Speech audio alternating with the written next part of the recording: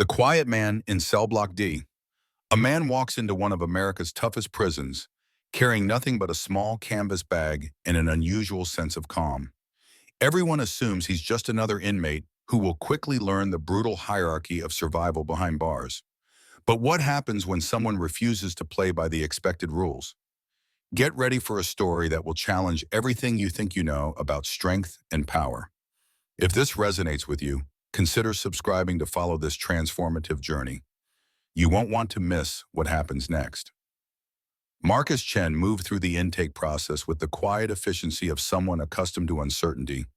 The correctional officers processed his paperwork with mechanical disinterest, their eyes glazed with the routine of another body entering the system. He was 42 years old, slight of build, with graying hair at his temples and hands that seemed more suited to holding a pen than defending himself in a fight. Cell Block D had a reputation. The guards knew it. The inmates owned it. It was a concrete ecosystem with its own predators and prey, its own unwritten laws enforced through intimidation and violence. Marcus was assigned to Cell 47, a narrow rectangle of cinder block and steel that would become his world for the next 18 months. His cellmate, a heavily tattooed man named Rodriguez, barely acknowledged him. This was a kindness, Marcus understood. Invisibility was a gift in places like this. He unpacked his minimal belongings, a few books, basic toiletries, 3 photographs he kept face down in his locker, and sat on the thin mattress, observing the rhythm of institutional life unfolding beyond the bars. The bully's name was Garrett. Everyone in Cell Block D knew Garrett.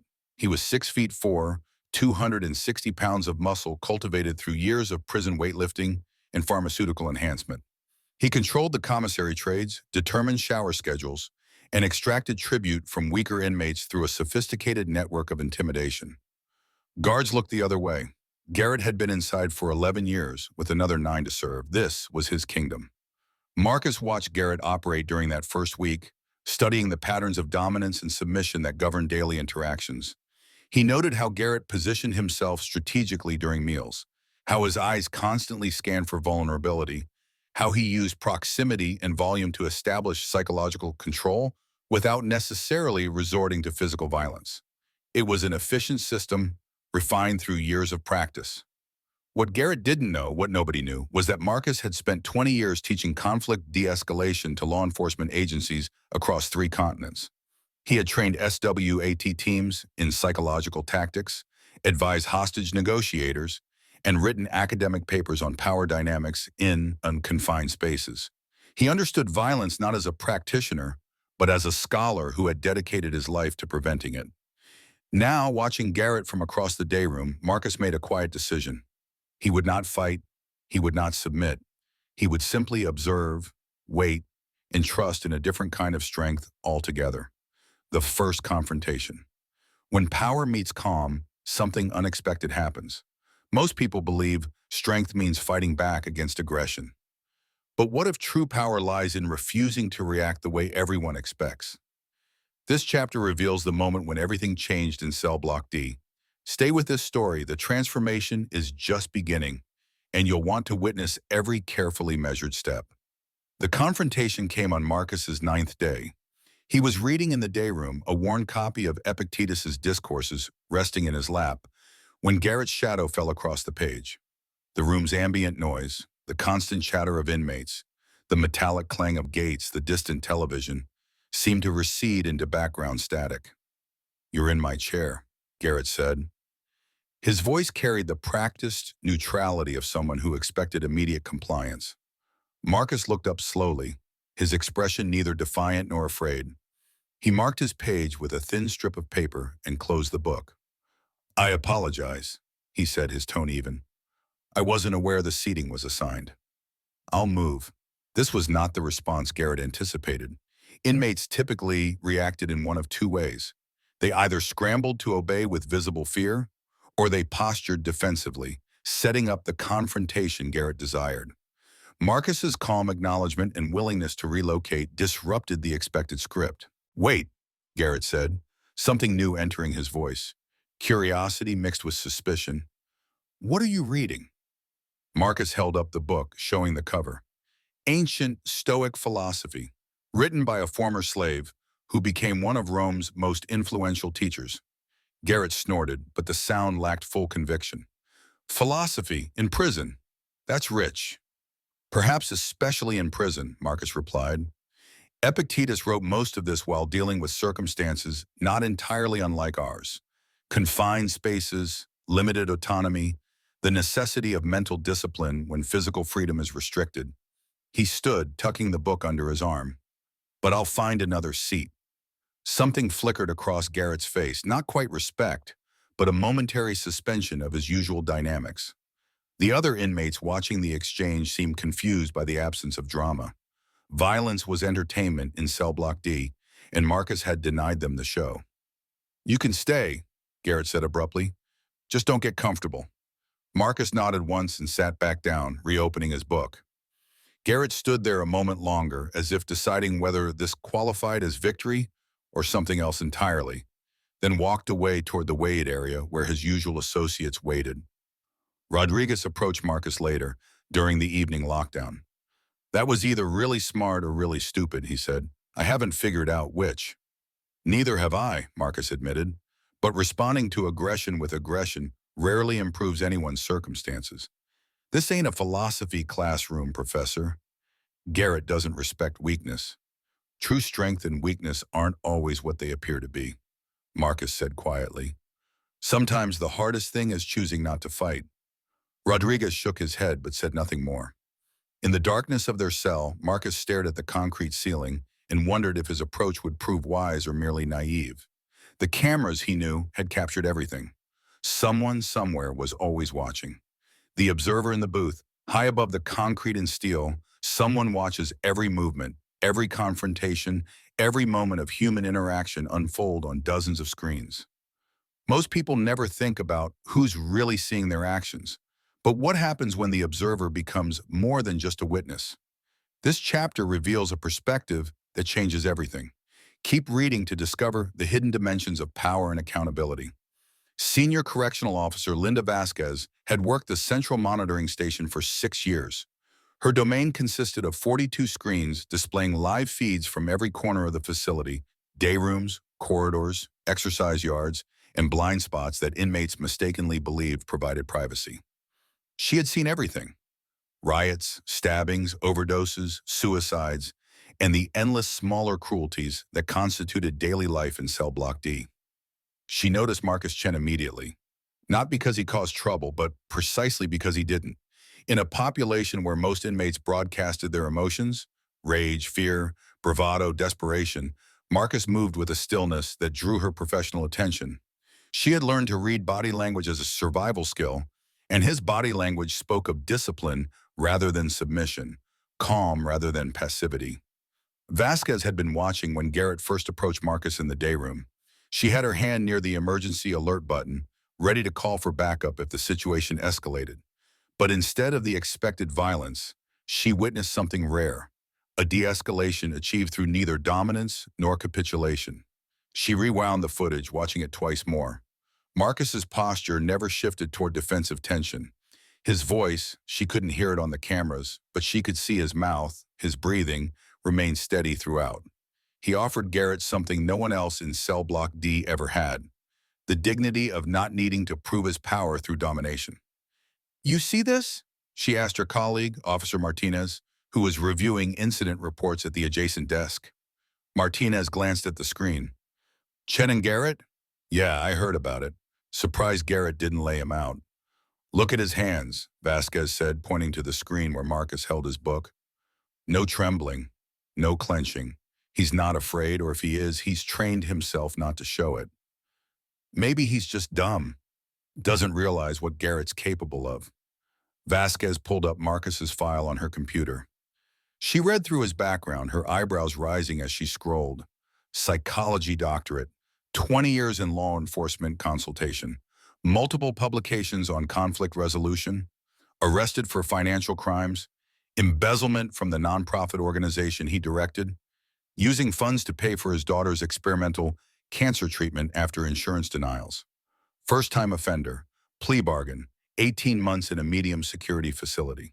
He knows exactly what Garrett's capable of, Vasquez said softly. The question is what he's capable of. She created a new notation in her observation log, flagging both Marcus and Garrett for increased monitoring. In her 6 years watching these screens, she had developed an instinct for when situations would explode and when they would unexpectedly transform. This felt like the latter, though she couldn't yet articulate why. Her shift supervisor, Captain Hendricks, stopped by the monitoring station an hour later. Anything notable? Vasquez hesitated, then queued up the footage of Marcus and Garrett's encounter. Hendricks watched silently. "Chen's interesting," Hendricks said finally. "I reviewed his intake assessment. Psychologist noted unusually composed demeanor and advanced emotional regulation. Recommended standard housing rather than protective custody, despite his profile. You think that was wise?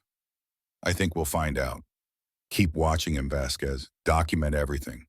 If he manages to survive Garrett without fighting or folding, that'll be worth studying."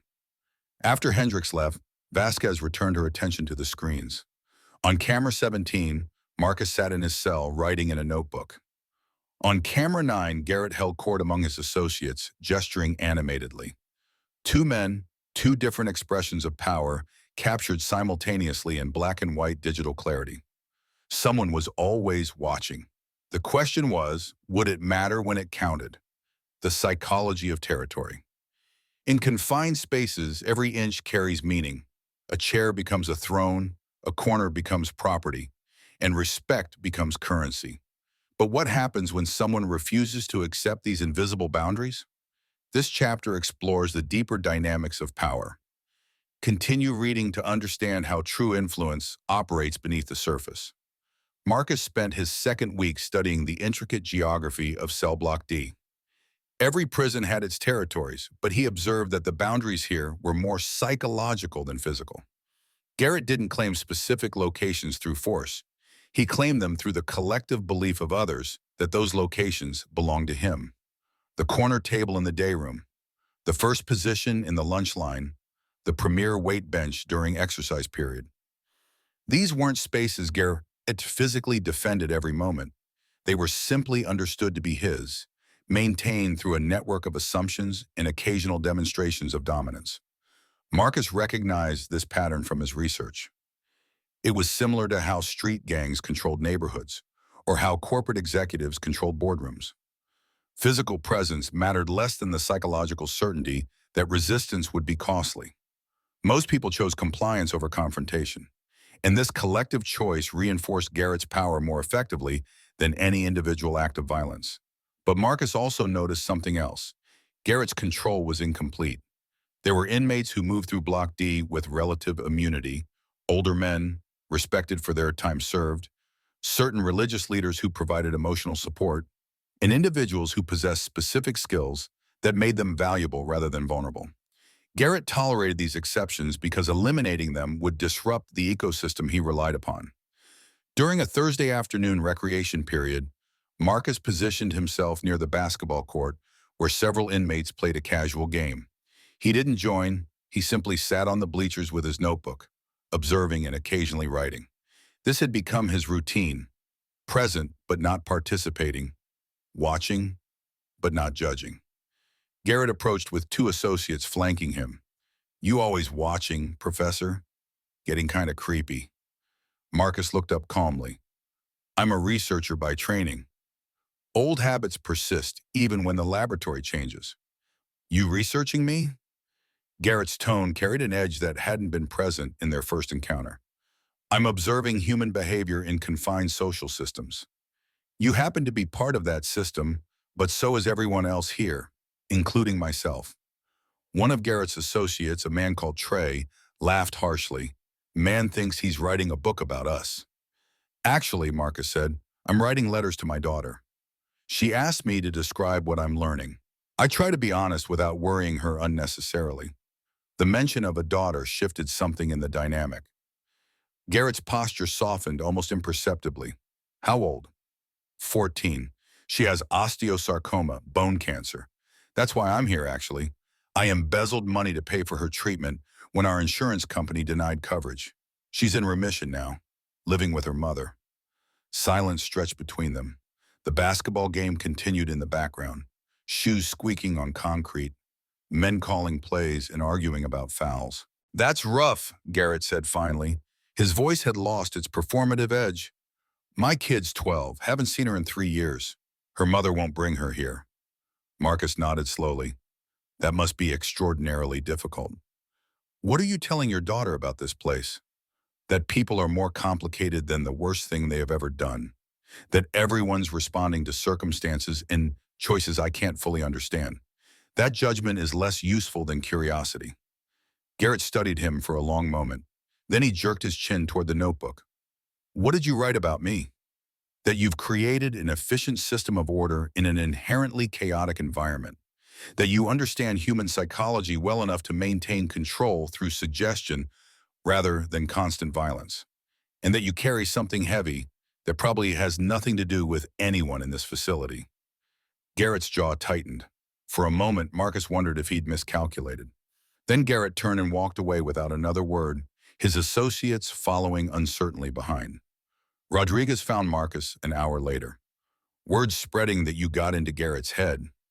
People are confused. Some think you're playing a dangerous game.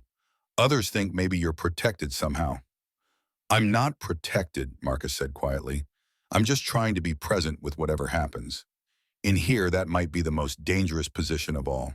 The Watcher's Dilemma. From her position in the monitoring station, Officer Vasquez faces an impossible choice. She sees patterns emerging that no one else notices, dynamics shifting in ways that could lead to transformation or tragedy. What happens when the person watching has more power than anyone realizes? Keep reading. Amari Pamainon. This chapter reveals the hidden responsibility of those who observe. Officer Vasquez had developed a routine of arriving 30 minutes early for her shifts, using the quiet time to review overnight footage at accelerated speed. She looked for patterns that real-time monitoring might miss, alliances forming, tensions building, the small, repetitive behaviors that preceded violence. This Monday morning, she focused specifically on interactions involving Marcus Chen. Over the past 2 weeks, something unusual had begun happening. Marcus's conversations with Garrett were increasing in frequency and duration. On camera, they appeared almost cordial. Not friendly exactly, but absent the hostile tension that characterized most of Garrett's interactions. More significantly, she noticed that other inmates were adjusting their behavior around Marcus. They gave him space, but not the exaggerated distance that signaled fear. They included him in conversations without testing him. Several had begun sitting near him during meals, not seeking his attention, but simply coexisting in his proximity. Vasquez recognized this pattern from her graduate work in social psychology, completed during evening classes before budget cuts eliminated the facility's educational programs. Marcus was becoming what researchers called a neutral zone, a person whose presence lowered group tension rather than contributing to it. This was extraordinarily rare in prison populations, where anxiety and aggression typically fed off each other in escalating cycles.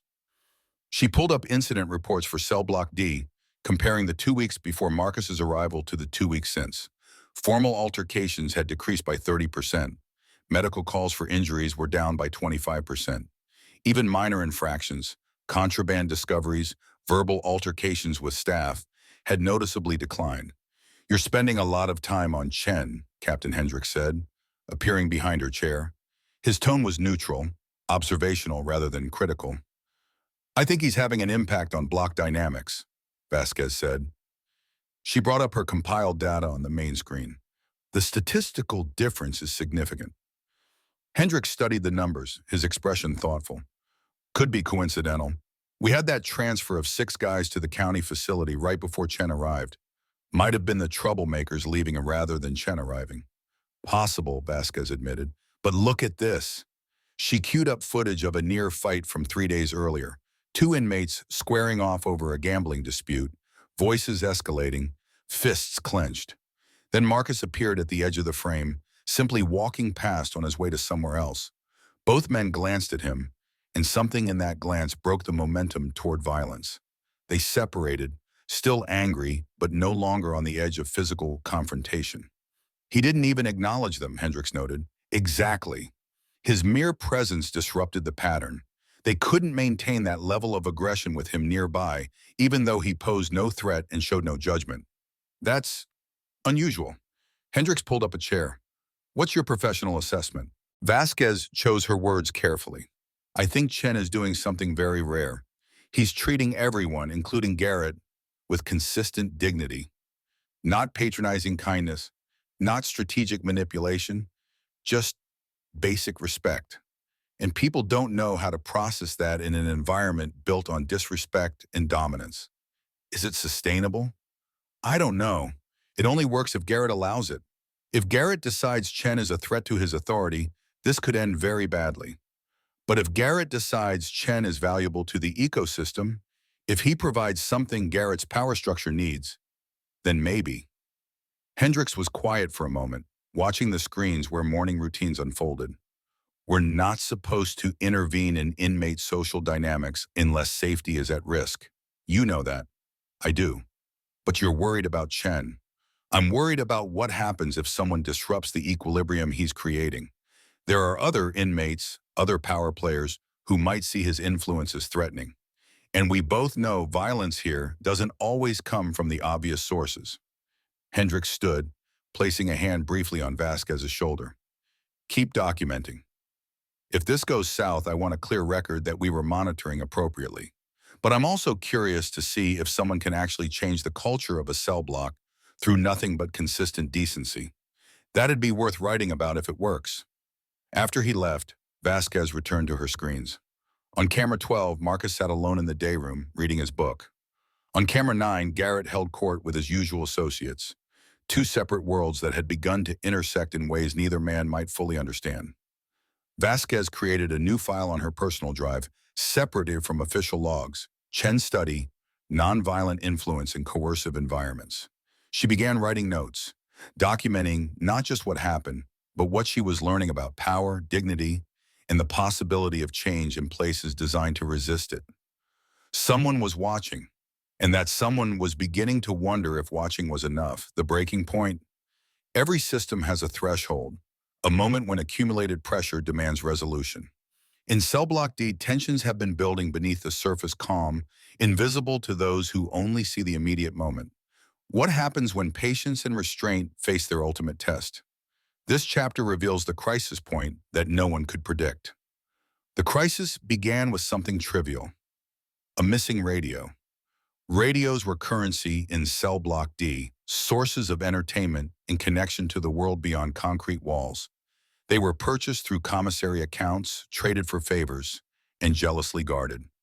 When an inmate named Patterson discovered his radio missing from his locker during evening count, the accusation spread quickly through the unofficial communication network that operated faster than any official announcement. Patterson blamed a younger inmate, Gomez, who had recently been transferred from another facility. Gomez denied it vehemently.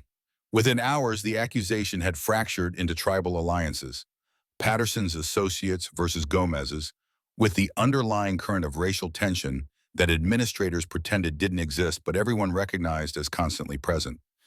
Garrett typically adjudicated these disputes through intimidation and rulings that reinforced his authority. But this situation had complications. Patterson was connected to a gang network that extended beyond the facility's walls. Gomez had ties to a competing organization. Both sides wanted Garrett to validate their position, to use his power to confirm their version of truth. Marcus watched this unfold from his usual peripheral position. He saw Garrett's discomfort with being forced to choose between two factions that would both resent whatever decision he made. He saw how the block's atmosphere had shifted: less conversation, more watchful silence, the gathering tension before a storm. On the third day of the dispute, during the afternoon recreation period, Patterson and Gomez confronted each other near the wait area. Their associates formed opposing semicircles, bodies tense with readiness for violence. Garrett stood between them, his physical presence usually sufficient to maintain order, but his expression betrayed uncertainty about how to resolve this without losing face with either side. Marcus was sitting 40 feet away, writing in his notebook. He looked up, assessed the situation, and made a decision that Rodriguez later called either brilliant or suicidal. He stood and walked directly into the center of the confrontation. "Gentlemen," he said calmly, his voice carrying without being loud, "I think I know where the radio is." Everyone turned to stare at him. The day room had gone completely silent. Even the television seemed to quiet in anticipation. You got something to say, Professor? Garrett's voice held a warning edge. This was his territory, his dispute to resolve. Only if everyone's willing to listen, Marcus replied, and only if we all agree that finding truth matters more than being right. Patterson's jaw clenched. You calling me a liar? I'm suggesting that complex situations rarely have simple explanations. I've spent 2 weeks observing patterns in this block. I think I noticed something relevant 3 days ago that didn't seem significant until now. Vasquez, watching from the monitoring station, leaned forward in her chair. What is he doing? She whispered, her hand hovering over the emergency alert button. Marcus continued, his posture open and non-threatening. 3 days ago, during the afternoon count, I saw Rodriguez, my cellmate, carrying a radio that looked newer than his usual one. I didn't think much of it at the time, but yesterday I noticed the same radio in our cell, partially hidden under his mattress. Rodriguez has been at work detail all day today. If someone were to check our cell right now, they'd likely find Patterson's radio there. The silence deepened. Rodriguez, standing at the edge of the crowd, went rigid with shock and anger. You throwing me under for this? I'm not throwing anyone under anything, Marcus said quietly. I'm sharing what I observed. If I'm wrong, I'll apologize. If I'm right, then Gomez is innocent of this particular accusation, and we can focus on understanding why Rodriguez took the radio instead of escalating violence between people who have no actual quarrel. Garrett studied Marcus with an intensity that made several inmates step back. You realize what you're doing? Rodriguez is your cellie. You just violated the first rule. You don't snitch on your own people. Rodriguez isn't my enemy, Marcus replied, and neither is anyone else here. I'm simply trying to prevent violence based on false assumptions. If that violates an unwritten rule, then I accept whatever consequences follow. But I'd rather face consequences than watch people hurt each other over a misunderstanding. The moment stretched taut. Then Garrett turned to one of his associates. Go check their cell. Bring back whatever you find. The wait was excruciating. Rodriguez glared at Marcus with pure hatred. Patterson and Gomez remained locked in their standoff, neither willing to relax until confirmation arrived. Marcus stood calmly, his hands at his sides, waiting for whatever came next. When Garrett's associate returned carrying Patterson's radio, the day room erupted in competing reactions: relief, anger, confusion, grudging respect. Rodriguez lunged toward Marcus, but Garrett intercepted him with one massive arm. Later, Garrett said quietly to Rodriguez, right now we deal with why you stole from Patterson. Marcus returned to his seat, his hands trembling slightly now that the immediate crisis had passed. He had just violated the most sacred rule of prison culture. He had informed on a fellow inmate. The consequences would follow soon enough. On her screens, Vasquez closed her eyes briefly, torn between admiration and dread for what she knew was coming. The price of truth carries a cost, especially in places where survival depends on codes of silence and solidarity. Marcus has chosen honesty over safety, principle over pragmatism. What happens when integrity collides with institutional reality? This chapter explores whether dignity can survive in systems designed to destroy it. Marcus knew the attack would come. The only question was when and how severe. Rodriguez had been escorted to segregation for theft pending a disciplinary hearing, but the damage to Marcus's standing in cell block D was immediate and pervasive. By revealing Rodriguez's theft, Marcus had violated the fundamental code. You don't cooperate with authority, even indirectly, even when authority isn't present. The whispers started during dinner that evening. Snitch. Rat. Can't be trusted. The words followed him through the serving line, accompanied by deliberate shoulder checks and hostile stares. Several inmates who had previously been cordial now refused to acknowledge him. Marcus accepted this calmly, understanding that he had chosen principle over popularity. Only Garrett's response remained unclear. After Rodriguez had been removed, Garrett had watched Marcus with an expression impossible to read. Not quite approval, not quite contempt, something more complex than either. He had said nothing which was perhaps more unsettling than any explicit judgment. That night, lying in his empty cell, Marcus wrote a long letter to his daughter. He explained that doing the right thing often meant accepting difficult consequences. He told her that courage wasn't the absence of fear, but the willingness to act according to your values even when afraid. He wondered, as he wrote, whether these words were wisdom or rationalization for a choice that might prove catastrophic. In the monitoring station, Vasquez had remained on duty 4 hours past her shift's end. Captain Hendricks had authorized the overtime without question after watching Marcus's intervention in the day room. They both understood that the next 72 hours were critical.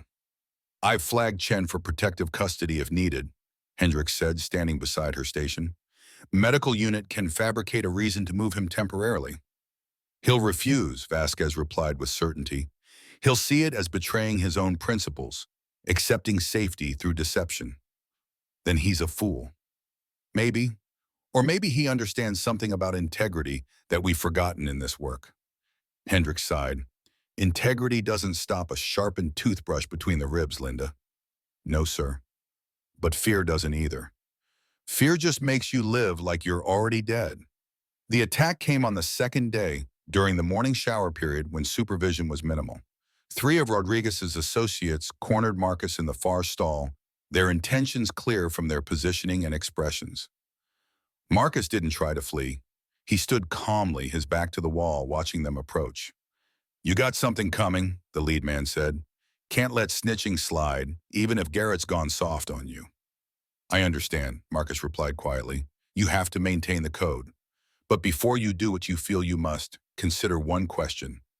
Who benefits from the violence you're about to commit?" The man's fist was already cocked back. "What?" "Rodriguez stole from Patterson. That created conflict between Patterson's people and Gomez's people. Violence was building that could have spread throughout the block. I provided information that resolved the immediate conflict and removed Rodriguez, who proved he couldn't be trusted. Who benefits from punishing me for that? Not you, not Patterson, not even Rodriguez, who's facing charges regardless. The only people who benefit are those who want Cell Block D unstable and violent." "Man, shut up with your philosophy. I'm not asking for mercy," Marcus continued, his voice steady. "I'm asking you to think about what you're doing and why. You can hit me, you can hurt me, but afterward, nothing will be different except you'll have more enemies and more problems.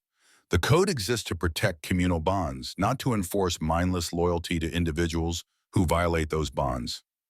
Rodriguez broke trust. I acknowledged it. Where's the crime in that?" The three men looked at each other, uncertainty entering their expressions. This wasn't how targets of prison violence typically responded. People either fought back or cowered. Marcus was doing neither. He was reasoning with them as if they were capable of changing their minds based on logic rather than emotion. From 20 feet away, having entered the shower area silently, Garrett's voice cut through the steam. "Stand down." The three men turned, startled. Garrett stood with arms crossed, his expression hard.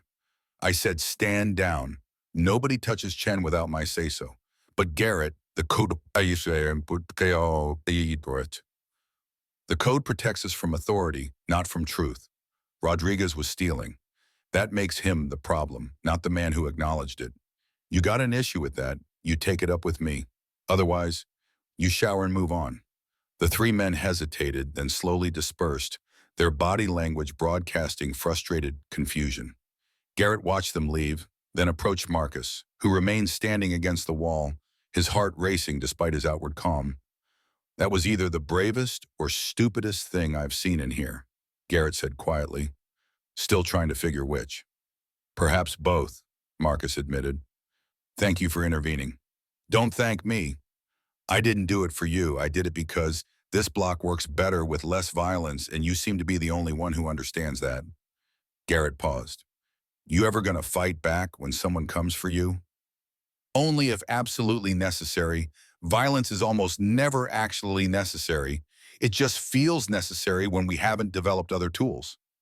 Garrett shook his head slowly. "You're gonna get yourself killed with that attitude." "Maybe," Marcus said. "But I'd rather die trying to be decent than live by abandoning it." After Garrett left, Marcus stood under the shower's cold water, letting it wash away the tension and fear he'd kept hidden during the confrontation. His hands shook now, his breathing uneven. Courage, he reminded himself, wasn't the absence of fear. It was choosing right action despite it. On her screens, Vasquez watched Marcus's solitary figure under the water and made a decision of her own. She began drafting a report to the facility's warden, documenting everything she'd observed over the past month. Someone needed to recognize what was happening in Cell Block D, even if the system had no category for transformation that occurred through nonviolence rather than punishment. Truth had survived another day. The question was how many more days it could endure. The shift power dynamics don't change suddenly. They shift gradually, almost imperceptibly, until one day everyone realizes the rules are different. In Cell Block D, something fundamental has begun to transform, but not everyone recognizes it yet. What happens when an entire system starts questioning its own foundations? Continue reading to witness change happening in real time. 2 weeks after the shower confrontation, Officer Vasquez noticed something remarkable in her statistical analysis. Cell Block D had gone 14 consecutive days without a violent incident requiring medical attention. This hadn't happened in the 3 years since she'd begun maintaining detailed records. More significantly, the nature of inmate interactions had shifted. The day room, typically dominated by Garrett's loud court of associates, now contained multiple smaller conversation circles. Marcus's presence had become a kind of neutral ground.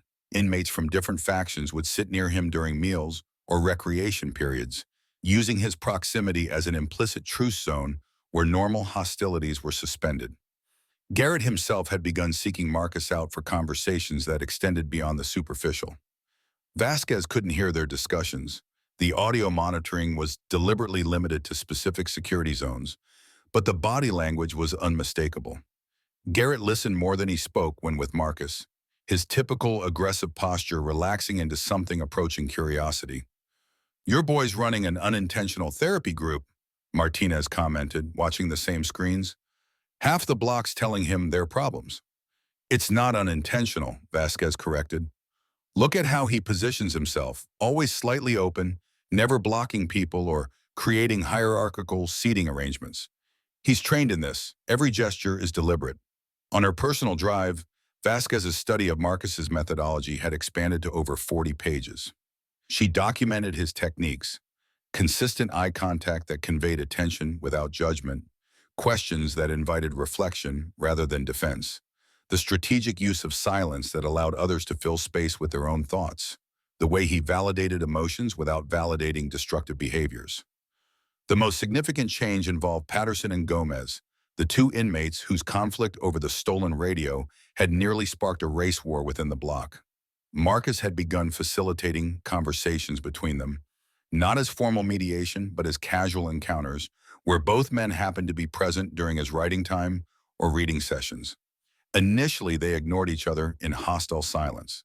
Then came brief acknowledgments, nods, grunts of greeting.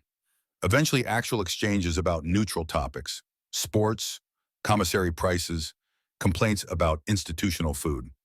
Marcus never forced interaction, but his presence created a psychological space where enemies could gradually become something less hostile. Garrett noticed this too. During a Friday afternoon recreation period, he approached Marcus with uncharacteristic directness. "What are you doing with Patterson and Gomez?" Marcus looked up from his notebook. "Providing them proximity without pressure. Sometimes people need permission to stop being enemies, and that permission comes from environments where enmity isn't required or rewarded." "You talk like a book," Garrett said, but without the edge of mockery that usually accompanied such observations from him. "But it's working. They're not trying to kill each other anymore. They never really wanted to kill each other. They wanted the thing they thought the other had taken. Once that specific conflict was resolved, the hatred had no fuel. But they needed face-saving ways to de-escalate, which is difficult when everyone's watching and judging." Garrett sat down heavily on the bench beside Marcus, a gesture of informality that would have been unthinkable a month earlier. "You've been in here 6 weeks. You change things. People notice." "I haven't changed anything," Marcus replied quietly. "I've just tried to treat everyone, including you, as more complex than their worst moments. The changes, if any, are people choosing to be more than they thought they had to be in here." "That's some philosophical shit."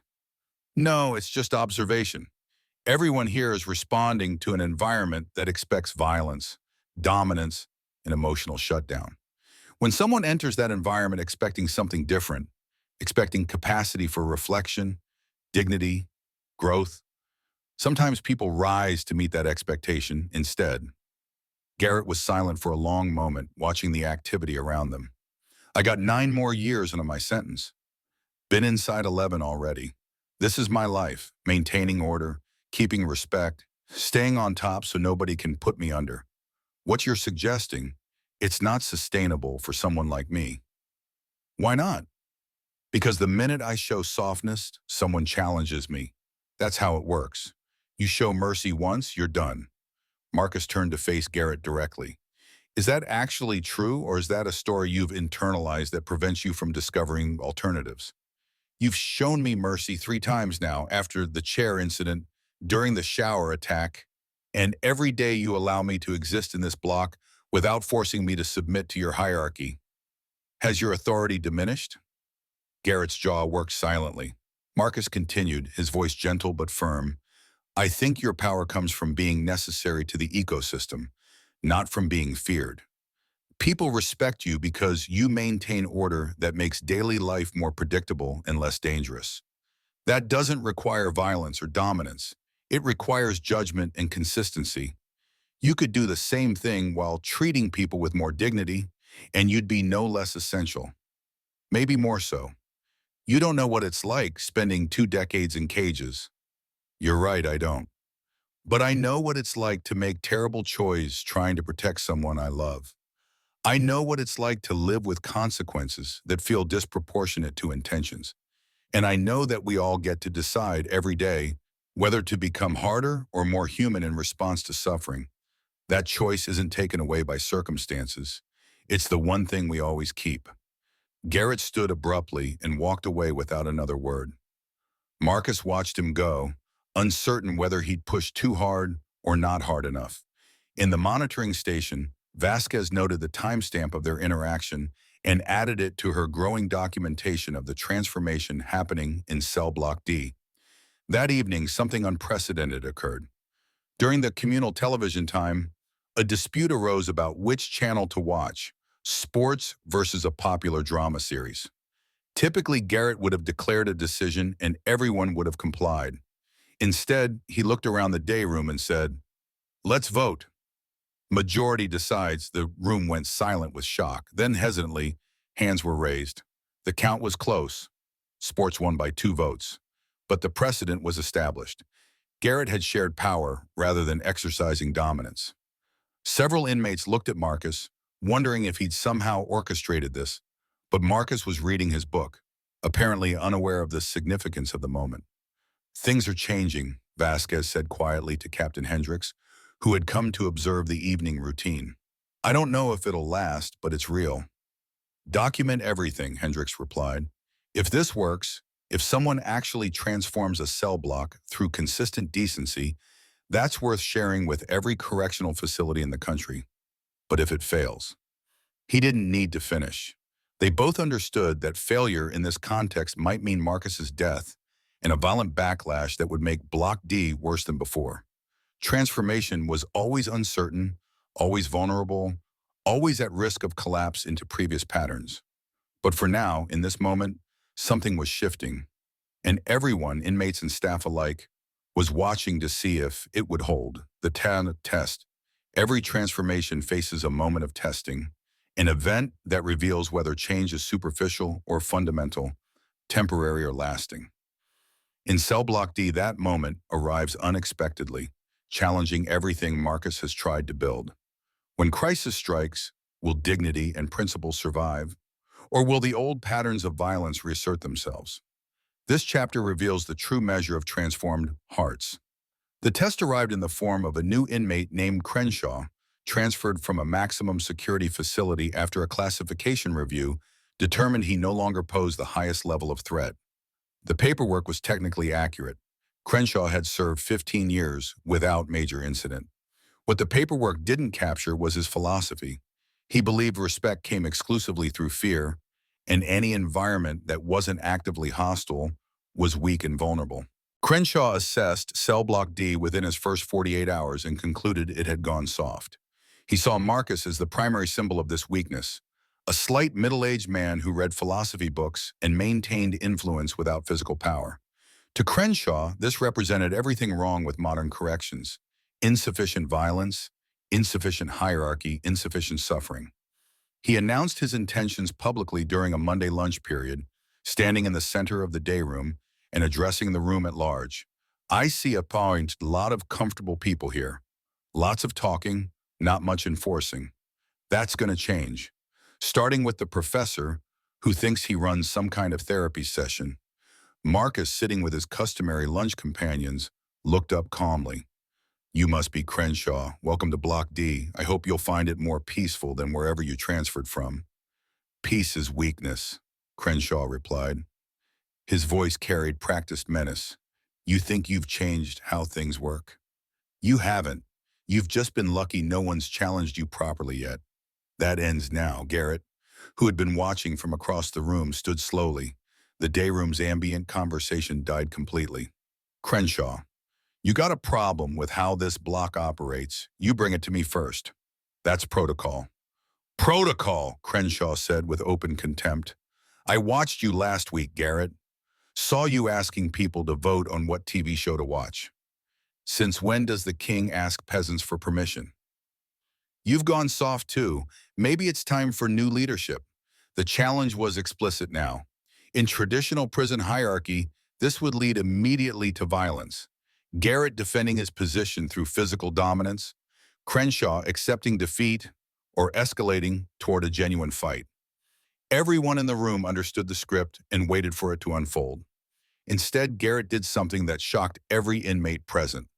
He laughed, not mockingly, but with genuine amusement. "You think voting makes me weak? Crenshaw, I've maintained order in this block for 6 years, not through constant fighting, but through consistent judgment. People follow me because I make their lives more predictable and less dangerous, not because they're terrified. That's actual power, being necessary, not just being feared." "Sounds like Professor's philosophy infected your brain." "Maybe it did," Garrett acknowledged. "Or maybe I just got tired of living like an animal when I could live like a human being. You want to challenge me? Fine. But we're not doing it your way. We're going to sit down, both of us, with Chen here as mediator, and we're going to talk through what kind of block this is and what kind of leadership it needs. If after that conversation you still want to fight, I'll accommodate you. But we're trying something different first." Crenshaw's face contorted with confusion and rage. "You're actually serious? You want to talk about leadership?" "I do," Garrett said calmly, "because unlike you, I've learned that fighting is easy. Building something that lasts, that's hard. Chen, you willing to facilitate?" Marcus had gone very still during this exchange, recognizing that he'd somehow become the symbol around which Block D's entire social structure might pivot. He looked at Garrett, then at Crenshaw, then at the dozens of inmates watching to see how this would resolve. "I'm willing," he said quietly, "but only if both parties are genuinely open to listening, not just using conversation as prelude to predetermined violence. This isn't mediation if neither of you is willing to be influenced by what the other says." "I'll listen," Garrett said. Crenshaw glared at them both. For a long moment, his body language suggested he would reject the entire premise and attack Marcus or Garrett immediately. Then surprisingly, he gave a single sharp nod. "One conversation. But if I don't like what I hear, we settle this the old way." "Fair enough," Marcus said. He gestured to a corner table. "Shall we?" In the monitoring station, Vasquez had already alerted Captain Hendricks, who stood beside her watching the screens with intense focus. "This could go very wrong very quickly," Hendricks said quietly.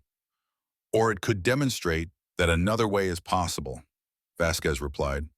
"Either way, we're witnessing something significant." The conversation lasted 90 minutes. Cameras captured it silently. 3 men sitting at a table, voices too low to record clearly, body language shifting through visible stages of tension, defensiveness, and eventually something approaching genuine exchange. Marcus facilitated by asking questions rather than making statements. He drew out Garrett's reasoning for the changes he'd implemented: the reduced violence, the increased consultation with other inmates, the emphasis on stability over dominance. He invited Crenshaw to articulate his own experiences in maximum security, the rules that governed his previous environment, his assumptions about what strength required. Gradually, what emerged was less a debate about leadership philosophy and more a conversation about fear and its consequences. Crenshaw had spent 15 years in environments where showing any vulnerability meant immediate victimization. His entire identity had organized around never appearing weak, never trusting, never allowing the possibility that other people might respond to anything except threat and force. Garrett, by contrast, had discovered over the past 2 months that his authority actually increased when he demonstrated judgment rather than just power. People still came to him for arbitration, still sought his approval, still respected his position, but now they did so because they trusted his decisions rather than fearing his retribution. "What you're describing," Crenshaw said finally, his voice less hostile than before, "it only works if everyone buys in. All it takes is one person who doesn't, and the whole thing collapses." "That's true," Marcus acknowledged, "but the same is true of the violence-based system. It only works if everyone accepts that might makes right. What happens when someone stronger arrives? Or when someone less strong gets a weapon? The dominance hierarchy is just as fragile as the trust-based one. It just feels more solid because violence is more visible than cooperation." Crenshaw was silent for a long time. Then he looked directly at Garrett. "You really believe this can work long-term?" "I didn't at first," Garrett admitted, "but I've been inside 11 years, got 9 more to serve. I'm tired of living like every day might be my last because someone needs to prove they're tougher." Chen's approach, "It's not perfect, but it's given me the first sustained peace I've had since I got here. That's worth trying to protect. Even if protecting it means looking weak to people like me." "Looking weak and being weak aren't the same thing," Garrett replied. "Takes more strength to change than to stay the same." When they finally stood and left the table, no one was certain what had been resolved. Crenshaw didn't apologize or explicitly accept Block D's new culture, but he also didn't attack, didn't escalate, didn't force the violent confrontation everyone had anticipated. Over the next week, Crenshaw remained watchful and skeptical, but gradually began participating in the block's rhythms. He ate meals without dominating conversation. He used equipment during recreation periods without territorial posturing. Once, Marcus saw him sitting alone reading a magazine, looking almost peaceful. "You got to him," Garrett said to Marcus a few days later. "Don't know how, but you did." "I didn't do anything," Marcus replied. "You demonstrated that strength and decency aren't contradictory." Crenshaw just needed to see that modeled by someone whose toughness he couldn't question. "If anyone reached him, it was you." "Don't give me that humble shit, Professor. You're the one who made this possible." Marcus smiled slightly. "Then maybe we both did. Maybe transformation is always collaborative, never individual." In her report to the warden, Vasquez concluded her latest entry. "Cell Block D has experienced its most significant test of the cultural changes implemented over the past 2 months. A new inmate with maximum security background, predisposed to violence and dominance-based interaction, was successfully integrated into the block's more cooperative social structure without major incident. This suggests the changes are becoming sustainable rather than dependent on any single individual. Recommend continued monitoring and documentation." The test had been passed, but everyone knew more tests would come. The question was whether what they'd built together could withstand them all. The cameras saw everything. Stories of transformation often end with dramatic resolution, clear victory, or tragic defeat. But real change is quieter, more ambiguous, always incomplete. In Cell Block D, months of small choices have accumulated into something unprecedented. What does sustainable dignity look like in places designed for punishment? This final chapter reveals what the cameras captured and what they couldn't.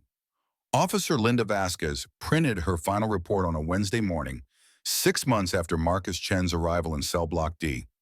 The document was 63 pages long, including statistical analysis, behavioral observations, and detailed documentation of every significant interaction captured by the monitoring system. Cell Block D's transformation was quantifiable. Violent incidents down 72% compared to the previous year. Medical emergencies reduced by 61%. Formal disciplinary actions decreased by 54%. Inmate surveys conducted through written questionnaires to protect anonymity showed dramatic increases in self-reported feelings of safety, respect, and hope. But numbers only told part of the story.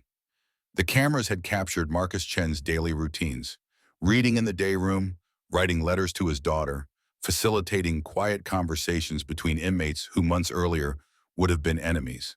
They showed Garrett's gradual evolution from enforcer to mediator, using language rather than intimidation to maintain order. They documented dozens of small moments, shared laughter, tears during difficult discussions, gestures of support between men. Society had written off as irredeemable. What the cameras couldn't capture was equally significant. They couldn't record the internal transformations. The ways inmates had begun questioning their own assumptions about strength and vulnerability. The reduction in nightmares and anxiety that several inmates reported in confidential medical visits. The letters sent home that spoke of hope rather than just endurance. Captain Hendricks had forwarded Vasquez's preliminary reports to the State Corrections Department, where they gained unexpected attention. Two researchers from a university criminal justice program had requested permission to conduct follow-up studies. A documentary filmmaker had inquired about access. The warden was considering implementing similar observation protocols in other cell blocks. "You've documented something remarkable," Hendricks told Vasquez during their final review meeting. "The question is whether it's replicable. Was Chen a unique catalyst, or is this model transferable?" "Both, I think," Vasquez replied. "Chen brought specific skills and training, but what made the difference was his consistency. Anyone with sufficient patience and genuine respect for human dignity could potentially achieve similar results. The problem is that corrections culture actively discourages those qualities in both staff and inmates. So what do we do with this information? We share it. We challenge the assumption that the only way to manage incarcerated populations is through punishment and control. We acknowledge that treating people with dignity doesn't mean abandoning accountability. It means recognizing that human beings respond better to respect than degradation." Hendricks nodded slowly. "Chen's release date is in 3 weeks. What do you think happens to Block D after he leaves?" "That's the real test," Vasquez admitted. "If the changes are dependent on his presence, they'll decay quickly. But if Garrett and others have internalized the principles Chen modeled, if they've discovered that cooperative social structures serve their needs better than hierarchical ones, then maybe it sustains." The answer came sooner than expected. 2 weeks before Marcus's scheduled release, a new inmate named Davidson arrived with a reputation for provoking violence and testing boundaries. He began his time in Block D with typical provocations: insults, territorial challenges, deliberate rule-breaking. The cameras captured Garrett's response. Rather than meeting provocation with aggression, he asked Marcus to facilitate a conversation with Davidson. The session was short but effective. Garrett explained Block D's culture. Marcus asked questions that helped Davidson articulate what he actually wanted: respect and safety rather than conflict. And by the end, Davidson agreed to try adapting to the environment rather than forcing it to adapt to him. "Garrett's replicating your methodology," Vasquez observed to Marcus during one of the few direct conversations she'd had with him. She'd requested a formal interview as part of her research, conducted in a private room with his consent. "It's not my methodology," Marcus replied. "It's just treating people as complex human beings rather than categories or threats." Garrett always had the capacity for this. He just needed permission to believe it was strength rather than weakness. "What will you do when you're released?" Marcus smiled slightly. "My daughter needs me. Beyond that, I don't know. I can never work in nonprofit management again. My conviction prohibits that. But maybe I can find other ways to use what I've learned, here and elsewhere. Maybe there's value in someone who's experienced incarceration from the inside helping to reform it from outside." "Would you be willing to speak at correctional facilities? Share what you've learned?" If it helps, yes. But the real experts are the people who've spent decades in these places and still manage to preserve their humanity. I was just passing through. They're surviving. The cameras captured Marcus's final day in cell block D. Inmates approached him throughout the afternoon, offering brief words of appreciation, handshakes, and in a few cases, tears. Garrett was the last, standing awkwardly with hands shoved in his pockets. "You changed this place," Garrett said simply. "We all changed it," Marcus corrected. "I just asked questions. You made different choices. Everyone here chose to try something new instead of repeating old patterns. That took more courage than anything I did. What do I do if it falls apart after you leave? The same thing you'd do if I were still here. Remember that you have choices in how you respond to every situation. Remember that respect earned through judgment lasts longer than fear earned through violence. Remember that everyone here, including yourself, is more than the worst thing they've ever done." Garrett nodded slowly. "That philosophy shit you read. You got an extra copy?" Marcus pulled a worn paperback of Epictetus from his bag. "Take this one. It's better with margin notes anyway." As Marcus walked through the final checkpoint, his possessions in the same small canvas bag he'd arrived with 6 months earlier, Vasquez watched on the monitors until he disappeared from the camera's range. She wondered how long Block D's transformation would last, whether it would spread to other blocks, whether the system would allow sustained change or gradually pressure everyone back toward traditional patterns. 3 months after Marcus's release, Vasquez filed her final follow-up report. Cell Block D's improved metrics had held steady. Garrett continued facilitating conflict resolution using conversational rather than violent methods. Several other blocks had requested similar observation protocols, wondering if they could replicate Block D's results. The cameras, Vasquez noted in her conclusion, had captured 6 months of an experiment in treating incarcerated humans with systematic dignity. What they couldn't capture was whether this experiment would influence broader correctional philosophy, whether institutions designed for punishment could transform into spaces for genuine rehabilitation, whether society was ready to acknowledge that even people who'd caused harm remained capable of growth and change. But for 6 months in Cell Block D, the cameras saw something remarkable. Men choosing humanity over violence, cooperation over dominance, hope over despair. They documented what became possible when someone consistently refused to accept that the worst of human nature was inevitable. The footage existed now, preserved in digital archives. Whenever someone claimed that transformation was impossible in carceral settings, that dignity was incompatible with accountability, that people were fundamentally unchangeable, the cameras offered quiet evidence otherwise. Not perfect evidence, not complete transformation, but real change, captured frame by frame, showing that even in places designed to strip away humanity, people could choose to reclaim it through small, persistent, daily acts of decency toward one another. The cameras saw everything. The question was whether anyone would truly look at what they'd recorded and recognize that another way had always been possible. We just needed someone brave enough to try it, and others courageous enough to follow. Thank you for following Marcus's journey through these 10 chapters. If this story resonated with you, consider sharing it with others who might benefit from its message about the power of consistent dignity, even in the most challenging circumstances. Sometimes the most radical act is simply treating every person, including yourself, with unwavering respect.